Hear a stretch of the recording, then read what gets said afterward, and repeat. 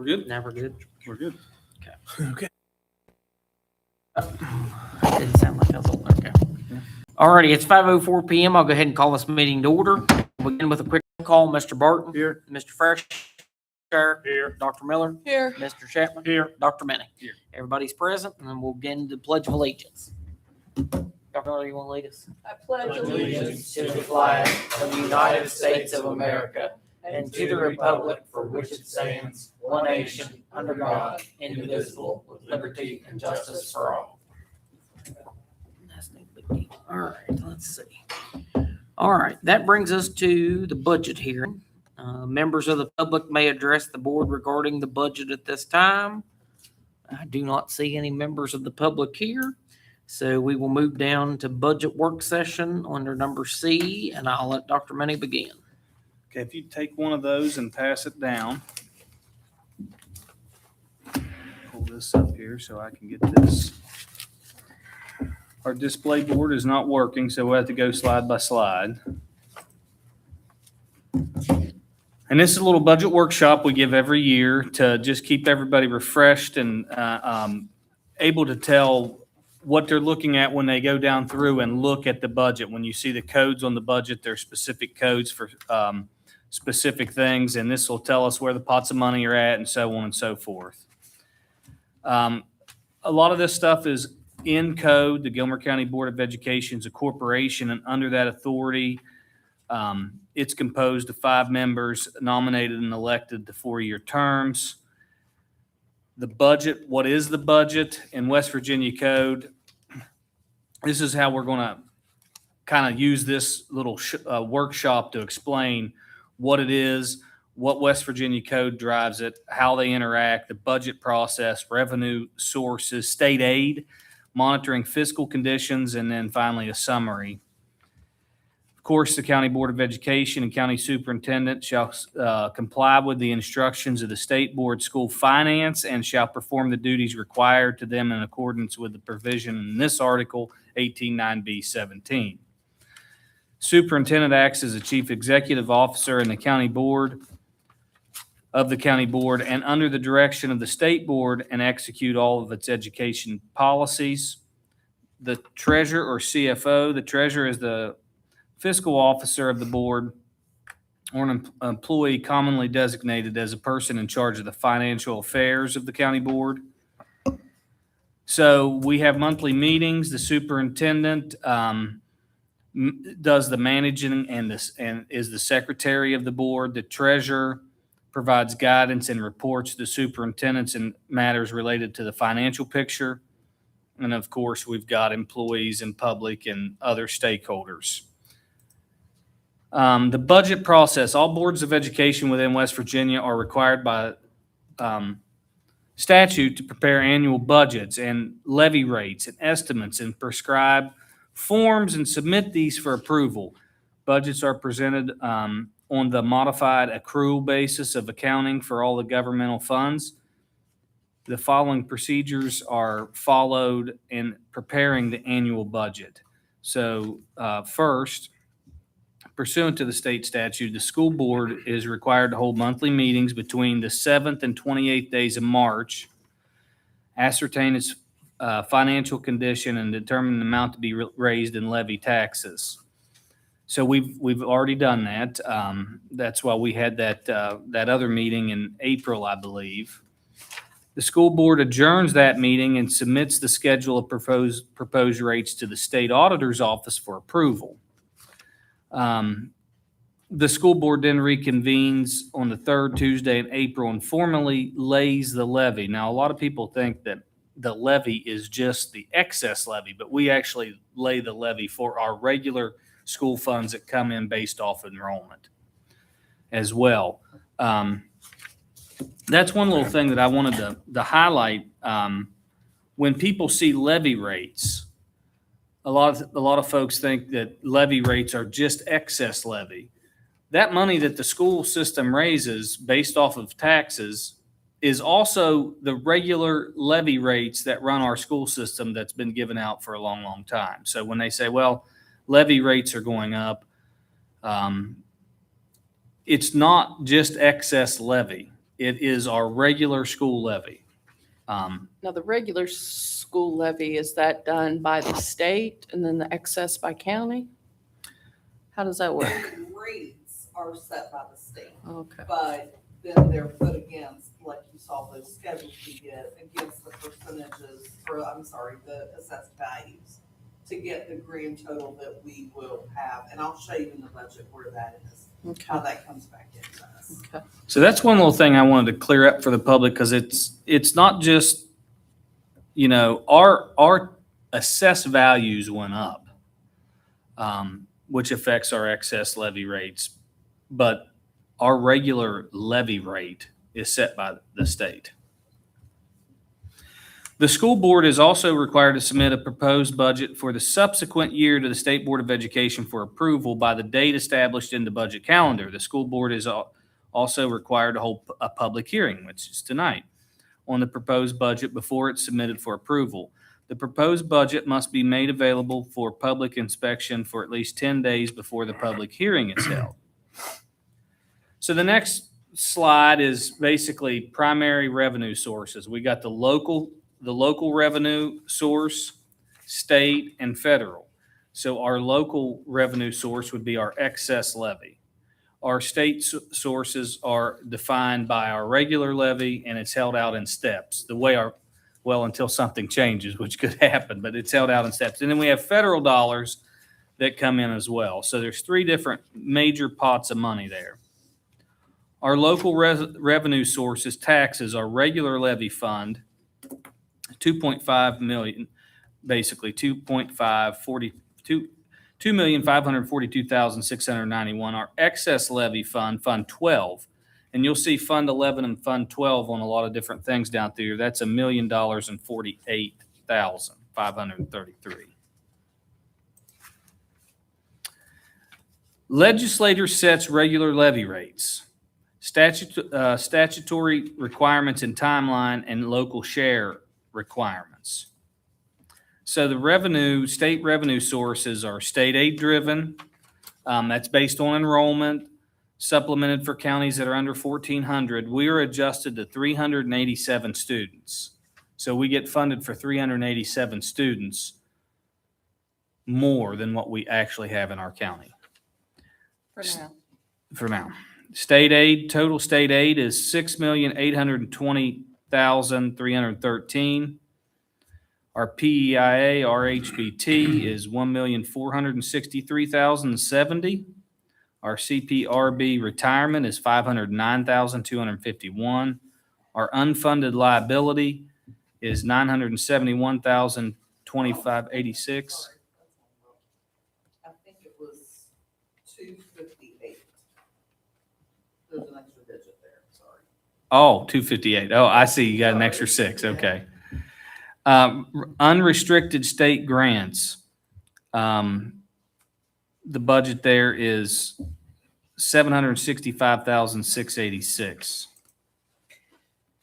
So our total that comes from the state, the 6,820,000, where does the rest of that money come from? Because the regular levy is 2.5 million, right?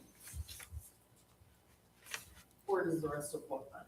The 6,820,000. Oh, that comes from the formula from the state, the public. But like, schools. where does the state get that money? Is It's that from- out of the regular state budget. And where does that come from? From taxpayers? Okay, so there's the regular levy that funds us, and then separate taxes other than the regular levy to make How it up that actually 6 million? works Is the state develops the formula. I mean, that's in code. Right. We've all seen it and know they want to mess with it. So that formula derives a number. Let's say it's $10 million. Okay, Then our local taxes, the amount we approved, 2 point whatever million, goes against that and then they only send us the difference. So they determine what we need, and then it's less our local property taxes that are raised and held here, mhm, given to us directly by the sheriff. And then that difference is the 6.8. Well, I was just wondering where that difference comes from. Like, how do they get that money?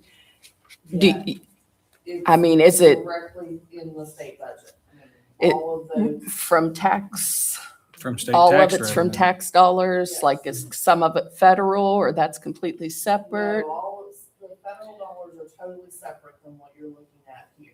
So the regular levy is based on just our county Yes. our taxes taxes. as prescribed by the state. Mhm. And then our county chooses to approve a special levy, which gives us in addition, but does not count towards the state aid formula. That's exactly right. Okay. I think part of it too is, say Gilmer County raised property taxes, we'll say were $10 million. We get to keep 2 point whatever it is here. The other 8 mil goes to Charleston. Then when they do their computer thing, then state aid formula derives and gives us back X dollars to make up whatever that is. Because we don't get to keep all of the money that's our personal property taxes. We only get to keep that percentage. The rest goes to Charleston. Right, the percentage that's also set by the legislature. Right. So like, I'm thinking that first class that we dealt with was 19 point something. I Right. can look it up. That we get to keep all of that, but that's just our part. Right, Yeah. I think that's what So you, then they take everybody's extra part and Yes. put it in a big pot yeah, and dole it out based on the state aid formula. yes. Yeah. I don't need exacts. I was just trying to understand how the whole system worked. Yeah, so part of our property taxes would go down there and stay. Okay. That is accurate. So they leave us some, they take some, then their some goes in a big pot and comes back in the state aid formula. Well, and every other expense to the state government. Probably like transportation, Department of Highways. I mean, it's all one big, it's like this budget that we'll see tonight where there's 10 different revenue sources. There would be the same on the state side.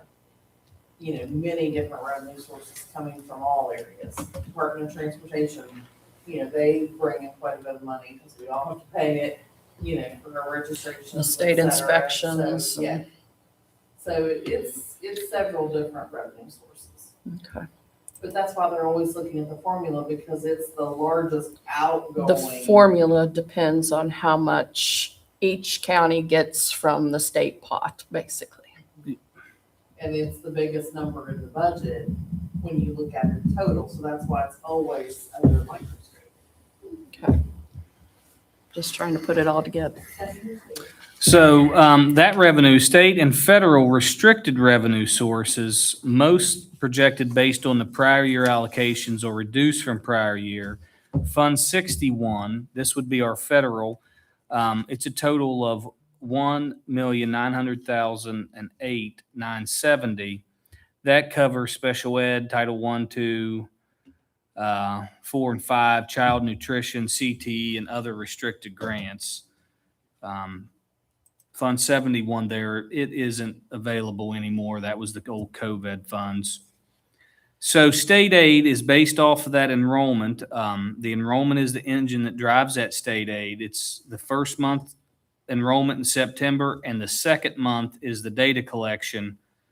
So we, in October, 712 plus 387, adjusted by 3.5 for a total of 1,112.15 net enrollment adjustment for the state aid funding. So we have a certified list that reports all professionals and service people that we have employed. And then that drives those November comps that tells us we're over, we're under, or so on and so forth. So those computations are derived by the state. We get preliminary ones and kind of make our adjustments to our personnel plan for when we approve that. We just did that a couple months ago. And then the state funding formula. So this the way that state funding formula, and many people want to do away with this formula, but the way this works is step one of that is allocated for professional educators. Step two is allowance for service personnel. Step three is allowances for fixed cost. Step four is allowances for transportation. We get reimbursed for that, step four, based off of our bus fleet and many other metrics. Step five is allowance for professional student support personnel. This would be our counselors and things like that. Step six would be allowances for professional substitute costs. Step 6B, allowances for service personnel substitute costs. And step 6D, allowances for faculty senates. Step 7A, allowances for improvements of instructional program. Step 7B, was a hot topic this year, allowances for improvements in instructional technology. This is where the state said, hey, we're taking this pot so we can do a new finance program. Step 7C, allowances for advanced placement and dual credit programs. Step 7D, allowances for teacher leader induction and professional growth. Step 8, total basic program allowance. Step 9, local share, subtract 85% of the local regular property tax levy. And step 10, basic state allowance for county boards. Now, what does that mean? Subtract 85% of local regular property tax? It's the amount that we approved in March and then, finalized in April. It is that dollar amount. It is the regular levy?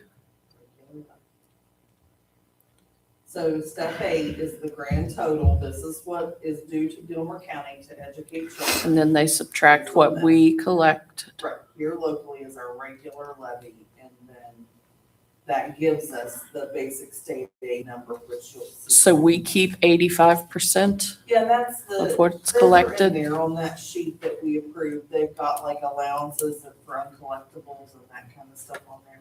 So we keep 85% in that. And the rest goes to the state pot. Well, or if they don't have, like we would get anything they actually collect, but then there's allowances if they can't collect it for any reason. Plus, they collect it in subsequent years, all of those things for the actual dollar amount. It's almost like maybe we should teach this in high school so that we could have informed citizens. And that's one of the arguments on the other side is that people say this is too complex. It is complicated. We just need to give a number.